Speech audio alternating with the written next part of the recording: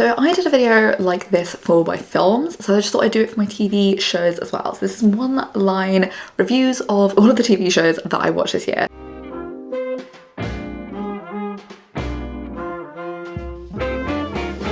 I watch way more than I expected, which is why I'm making this video. Like, I thought I watched like 20 to 35, like around that area. I watched 60. A lot of these, to be fair, are only one season long. You know, it wasn't that much. There's very few that had two, I think. Most of them only had one, so I didn't really do a lot of binge watching this yet, but let's get into it. I've split up the way that I talk about these. I'm not doing them in order or anything. I'm gonna do them in different like bunches and like depending on what kind of show that they are. So the first bunch is gonna be shows that got cancelled. So they ended and because they got cancelled. So first one is Gossip Girl. I mean, okay, so the first one is Gossip Girl, and this is a show, as many people on Twitter have already said, a show made for Twitter screenshots, so it's never going to last, was it? The second one is Dangerous Liaisons.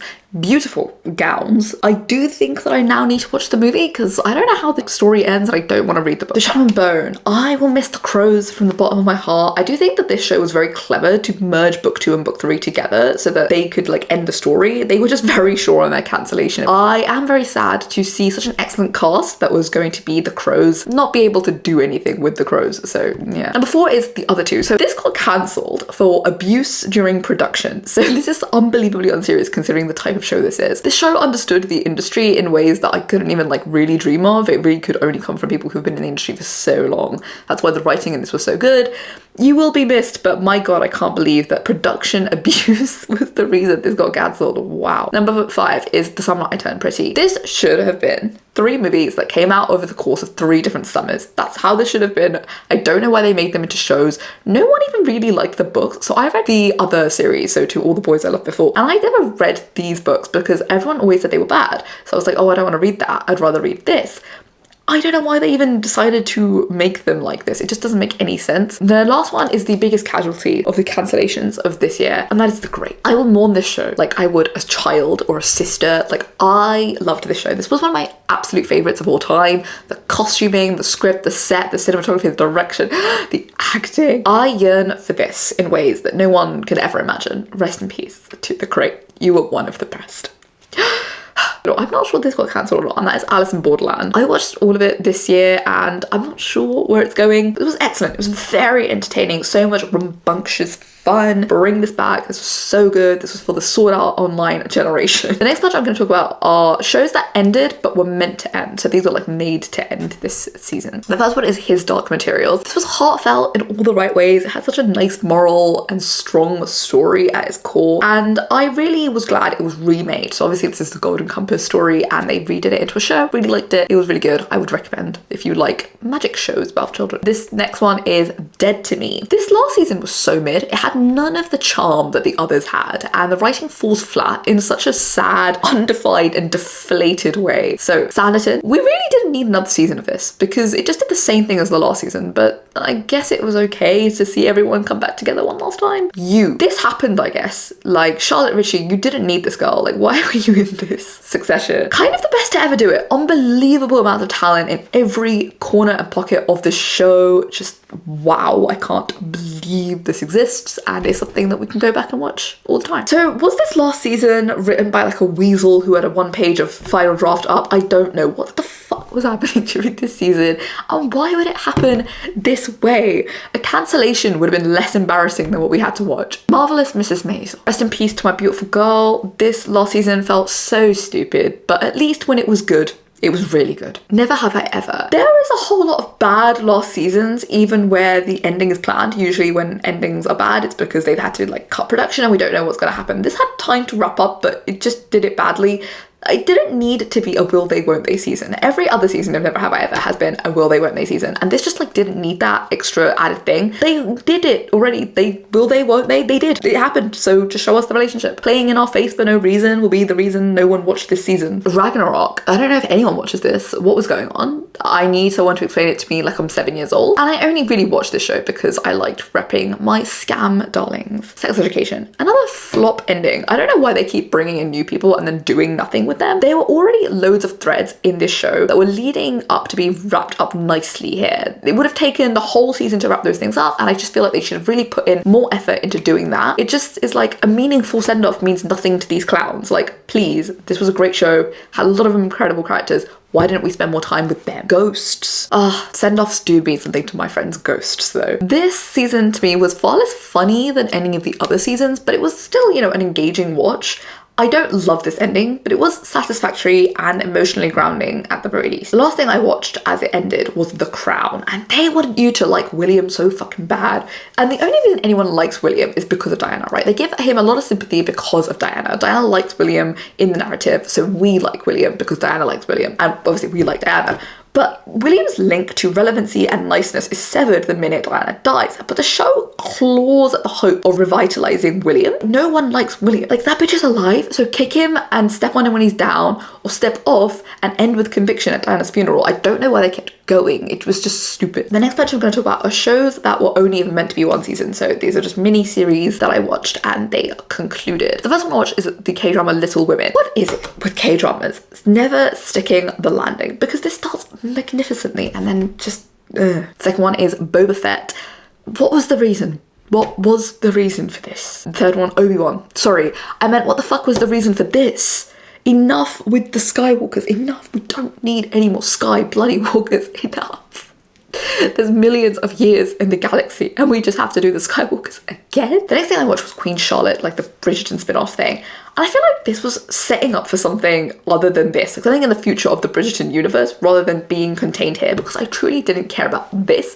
But I did care about the Queen's children. Like, the Queen's children obviously live at the same time as the Bridgerton universe, and I feel like their connection to the Bridgertons was more interesting than everything that was happening in the past, because I don't think the colourblind casting stuff or the colour conscious casting stuff was very good in Bridgerton. So I just feel like talking about it was just unnecessary and dumb. And I feel like the press tour for this was way better than the show was. Then I watched The Glory, which is also a K-drama, and this was incredible. It had a bumpy landing, as all, you know, K-dramas do. They never really stick the landing, but I still think it's a fantastic mystery crime TV show. This is the standard, I think, acting, writing, and pacing wise for a K-drama. Like, it was much better than a lot of the other ones I've seen.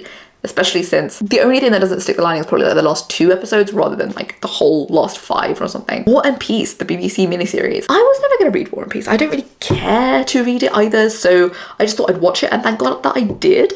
The acting is very good, but I'm not really sure what to say about anything else. I don't know if the cinematography was particularly that great or anything else was particularly whatever. It was just like, this exists. The next thing I watched was The Eighth Sense. The track record for gay Asian romances aren't high, but this did end up being the best of all time. Like, I've never seen a gay Asian drama as good as this one. So for as many flaws as it has, it does have a few, it's still the best. Over the Garden Wall. Right, so this, I didn't really understand the hype. I watched the first episode years ago and I just was like, okay, but I've really sat my ass down this time and I watched all of it and it was genuinely outstanding. It's so pretty and atmospheric in a way that it puts all of the other autumnal themed media to shame. The tone, the script, the voice acting are all brilliant, and it really put together for me finally why this was a seasonal rewatch for many people. I get it. The next thing I watched was the K-drama The Good Bad Mother. I am a Lee Do-hyun stan, but I do need him to be in better things. What was this? Why was he? This is going to hurt. Ben Whishaw, you deserve accolades upon accolades. Where are his accolades? Where are his accolades? Where are they? Then I watched Only Friends, which is a Thai drama, and this really dares to go and ask the question, what if gay people were bad people, but we didn't hate them for it? Like, good premise.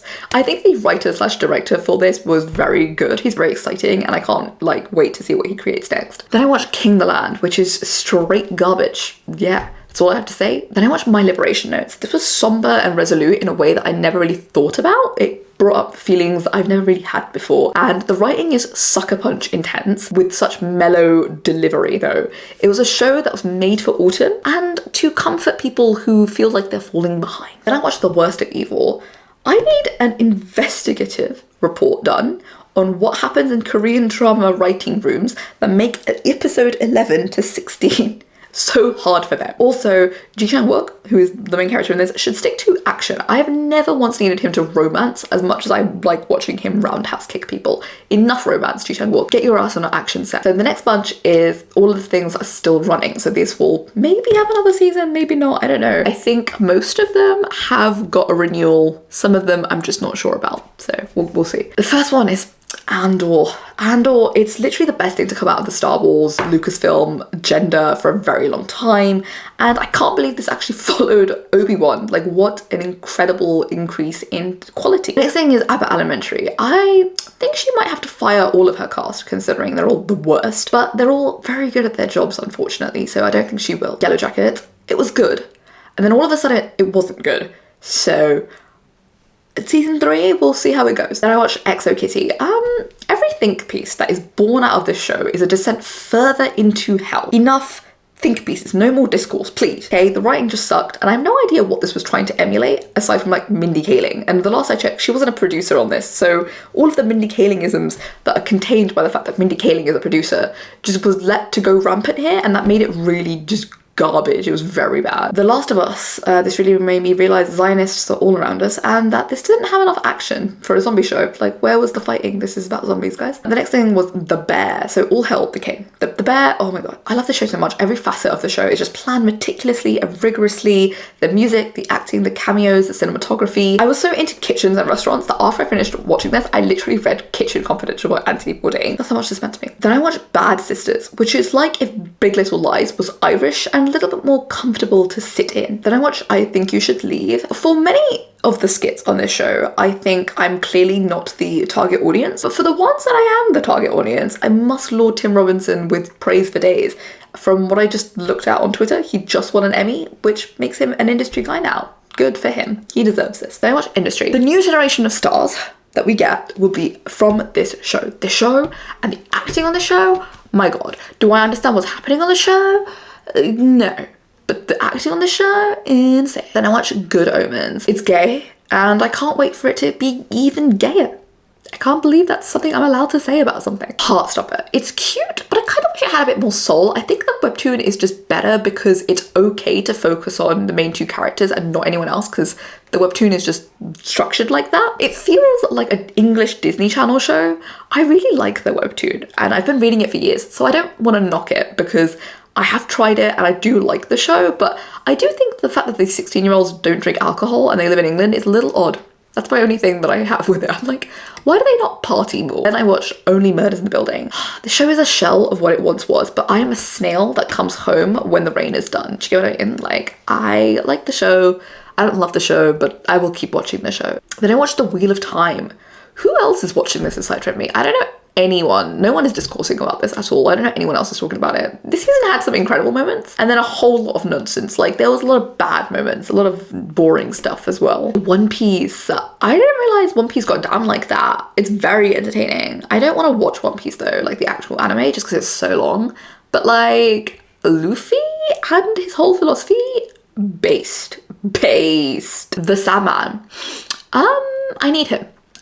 Like, Neil Gaiman is so cool, but I do need the Sandman. Like, I need him. Gen V. I don't really know where this is going, but I'm excited to see where it's going. I hope it converges with The Boys soon, because I feel like The Boys needs to wrap up. Like, I don't know where The Boys is going, and this shouldn't exist outside of The Boys, I think. I think it should, like, lead in, cinch in, and then we lock and load and we go, you know? Then I watched Our Flag Means Death. I'm not sure what was in the first season of the show that was missing here, but I wasn't as impressed with this season. It felt a little void, you know? There was something gone here that wasn't as nice. I also watched What We Do in the Shadows for Halloween, and this is some of the best comedy writing we have airing currently.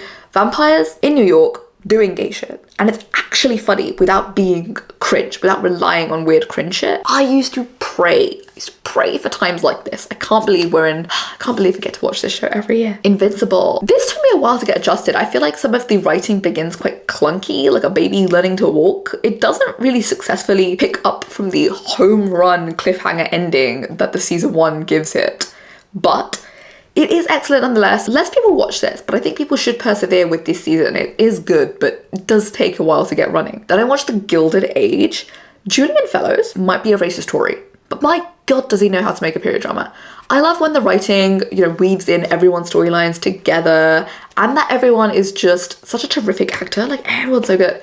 Except Peggy, whose storyline does not get weaved in at all. She gets relegated every single episode. It's not that she doesn't get enough screen time. She does. It's just got nothing to do with anyone, which is honestly feeling kind of racist. Then I ended off with Blue Eye Samurai. I am buzzing. This was so good. This was sublime. Spectacular visuals, a captivating story, and it was so unpredictable. I did not know where this was going, and it had me clamoring to know what happened next. I really hope this gets awards, even though I know it won't because it's animated and no one gives animated things awards. Then we have 2 reality TV shows, because I only watched 2. That is The Great British Bake Off and The Great British Boss Freeze Throwdown, which are basically the same show for 2 different things. I only watch them and they're really wholesome and lovely. However, my one criticism of these shows is that I don't think that either of them get going until like episode 6 because they start off with too many people. You can't get invested because it's like 12 of them, and until like 5 of them leave, you can't really start understanding and liking and rooting for people.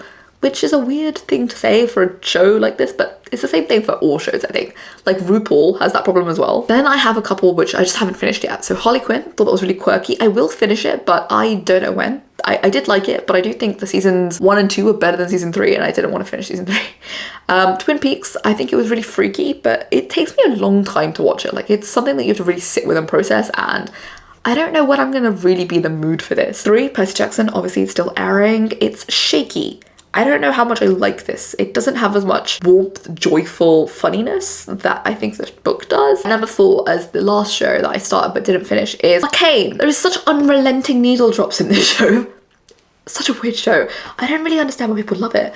I don't know when I'm going to start liking it. Hopefully soon. I'm not sure it's for me, even though I feel like all of the pieces have been arranged in a way that I don't like, even though all the pieces individually I really like. Yeah, those are all of the shows that I watched this year. There's a lot. There's actually a genuine fuck ton of shows. I perhaps will probably watch less. I'm planning on watching more shows that are actually like seasons, like long seasons. I want to watch Sex and the City this year. I want to watch Sopranos. I want to watch Girls. So all of those are like, you know, longer form, and also just there's loads of them. So I think there will be less shows just because those will have lots of seasons and episodes to get through. Hopefully those are good. I think there was like a really mixed bag of a year because there was some that I just love. Like, I liked this season of The Grey. I really liked Alice in Borderland. Legend season 4. I always love. The Glory was amazing. I really liked Over the Garden Wall. Andor was this year. The Bear season 2 was excellent. Bad Sisters was excellent. Yeah, there's a lot of good shows that came out this year, but there's also some stuff where I was like, this didn't hit the mark, or this perhaps like hit the mark and then it just like fell from the mark so hard. But hopefully next year is as good with returning with good seasons. I think that was a big thing this year. They had returning really good seasons and returning really bad seasons. Can't wait to see what shows are really good next year, like things that come out next year and they start like really getting buzz immediately. But yeah, those are all of my plans and all the things that I thought were good. That's it for this video. Like it if you liked it, and subscribe if you liked me. Watch another video, perhaps, maybe, and have a great day. Tell me if you watched any of these as well, because I love to watch shows. I think shows are my favorite over everything else. I really can't like express how much I like TV shows. TV shows are great. Thank you for watching.